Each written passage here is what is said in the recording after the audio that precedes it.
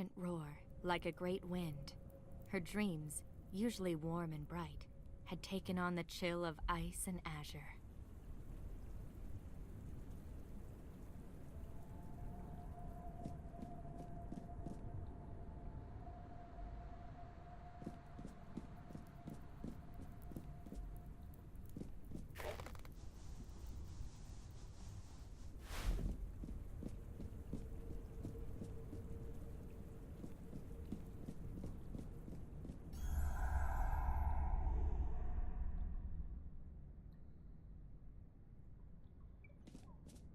He dreamed of a great wind, a roaring in the air like some great beast, and the faint smell of sulfur jolting him awake. Rime's dreams were restless, filled with dancing fires and a bright, almost blinding light.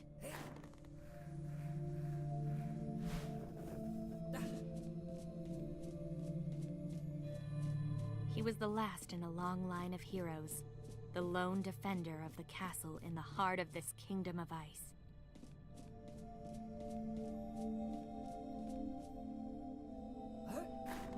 Rime lowered the drawbridge of his castle. As to what it guarded against, he realized he had no idea.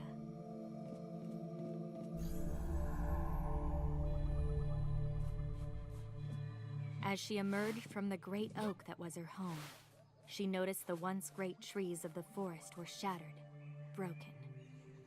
It was as if a great storm had blown through, splintering all in its path, the roar that had awoken her.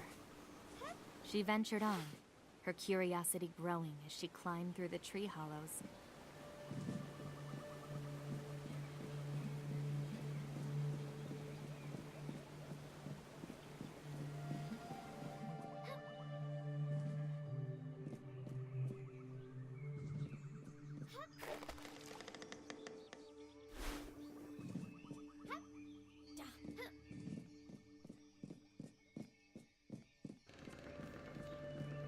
There was a growing chill in the air, and the branches stirred in the wind.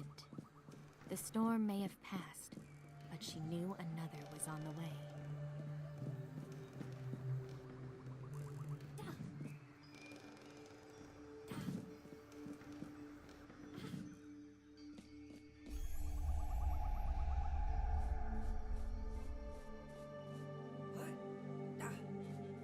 The permafrost was melting.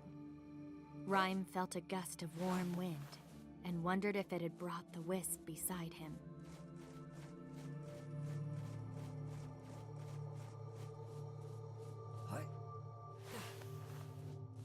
The winds had melted the ice bridges, causing new drops and chasms. But Rime could still use the cold to his advantage.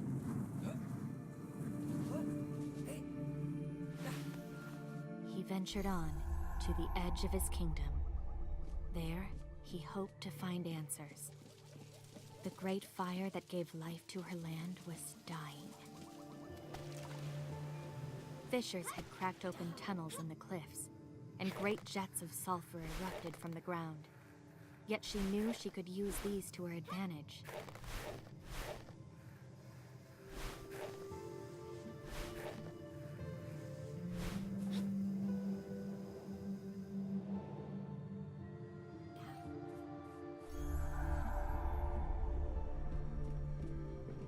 Rime hoped he still had time.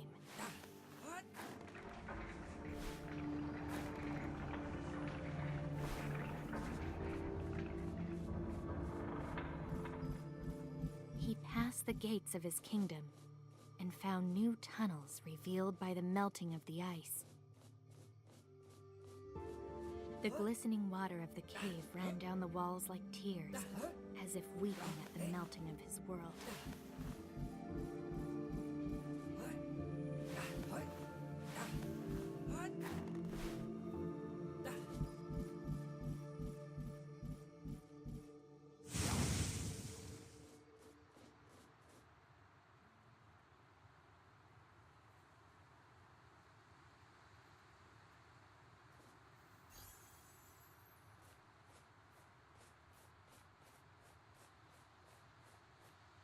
Both stepped on the bridge together, matching each other's steps.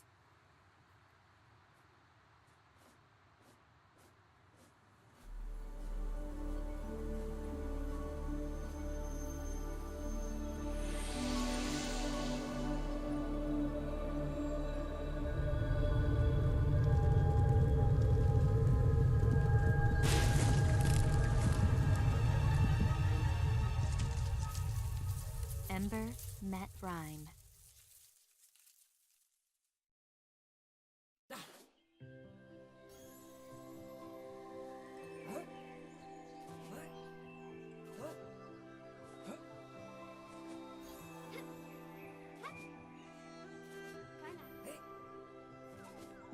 A shimmering barrier separated them.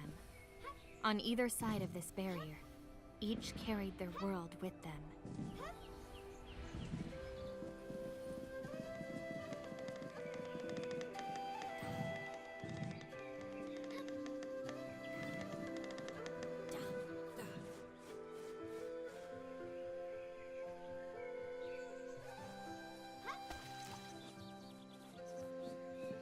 Neither knew what world they had come to, yet clearly, someone had been here long ago.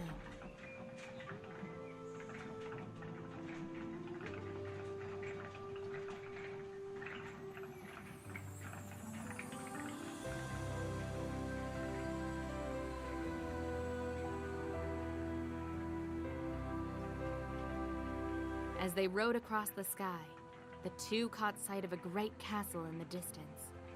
And over it, a dark shape soared into the air and was gone. Perhaps there at the castle, they would find answers to what threatened their worlds.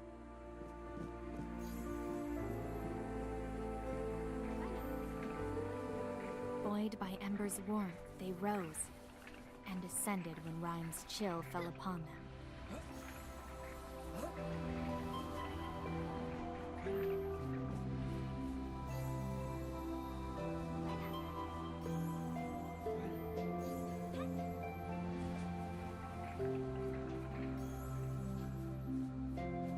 Of who had made these tunnels, there was no sign.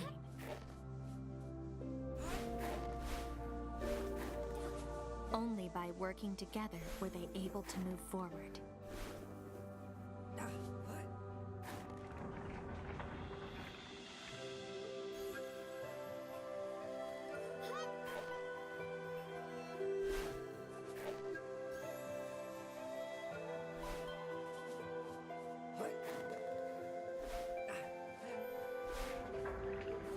The wreckage of great mechanisms, wheels, and pulleys lay along the path.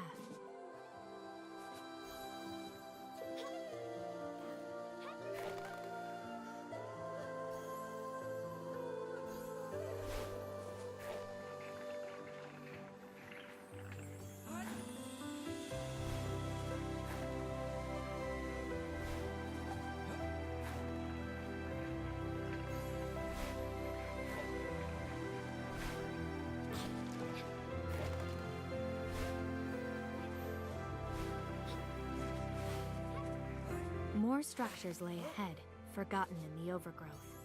Yet the road had been built with purpose in mind.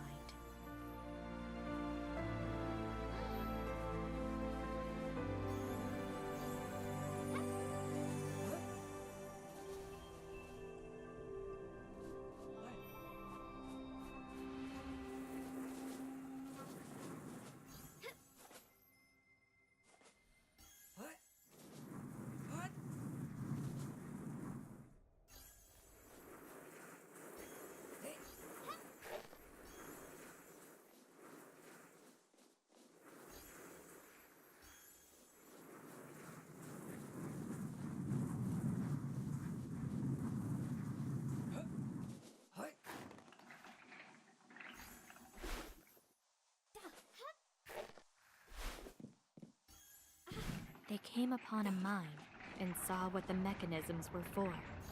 The walls glittered, flecks in the rock shining like stars. It reminded them of the barrier between them, and wondered if there was a connection.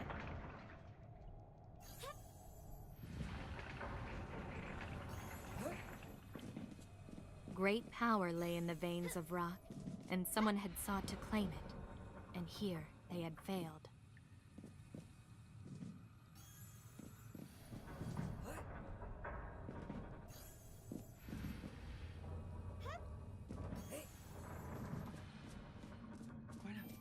No matter whether touched by cold or warmth, they noticed the ore held its color.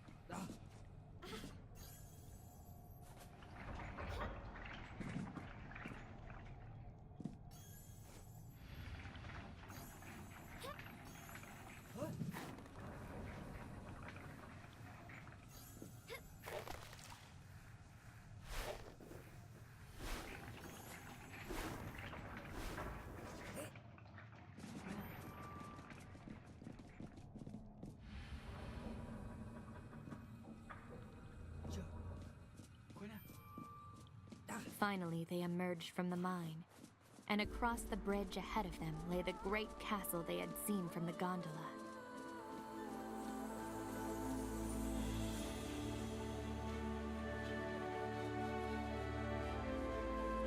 And so, side by side, but with a chasm between them, Ember and Rime came to the castle gate and opened it together.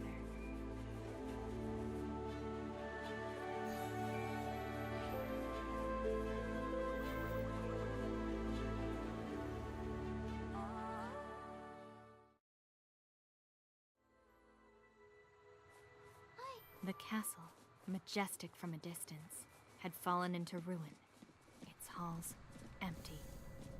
Of the ruler, there was no sign.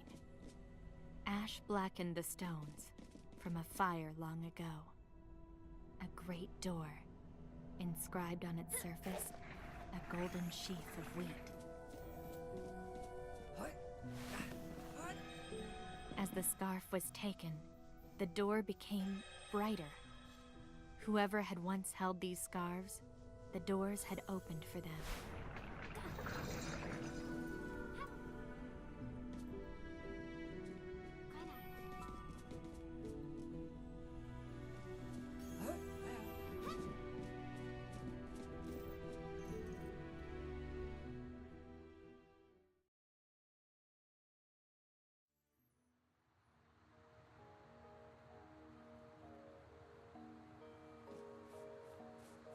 Another world opened up before them, fields of promise stretching as far as the eye could see.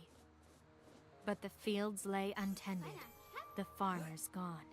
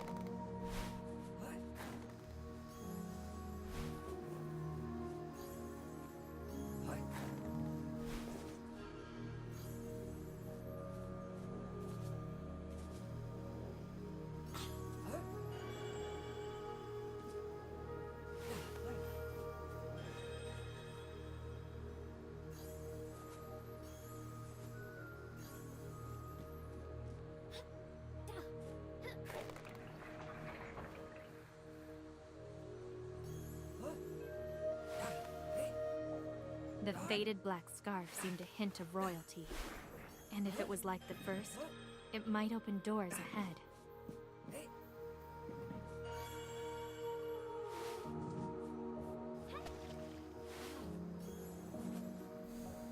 Sulfur split the ground here, fissures in the rock.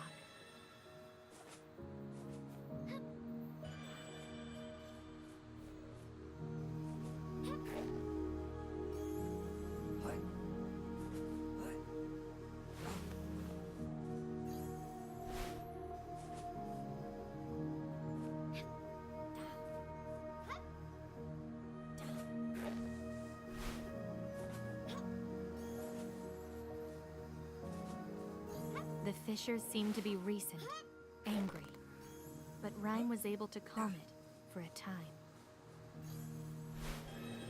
Working together, Ember moved up and over as Rime froze the steam from the vents so she could pass. They worked well together. Evidence of the world's past inhabitants was all around them,